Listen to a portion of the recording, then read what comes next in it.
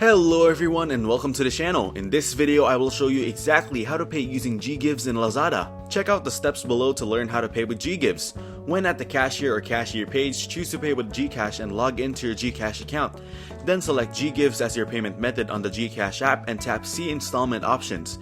Now select your preferred installment plan and agree to the disclosure statement. Tap Pay with Ggives. You will be directed to the confirmation receipt of your payment purchase. After you make a purchase, you will receive a PDF copy of your disclosure statement via email, which will include your payment schedule. Once you have purchased using Ggives and signed the disclosure agreement, you can no longer change the details of your Ggives loan. On the checkout page, click View All Methods. Now choose Gcash eWallet and click Confirm Selection. You will be redirected back to the checkout page. Click Gcash eWallet. Then enter your Gcash number to link your account, then click Next. Enter the 6-digit authentication code sent to your mobile number. Next, enter your 4-digit Gcash PIN to complete your login info.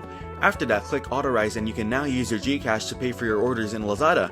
Thank you everyone for watching. Hope you got some value. Make sure to like the video and subscribe to our channel. Leave a comment down below. See you in the next one.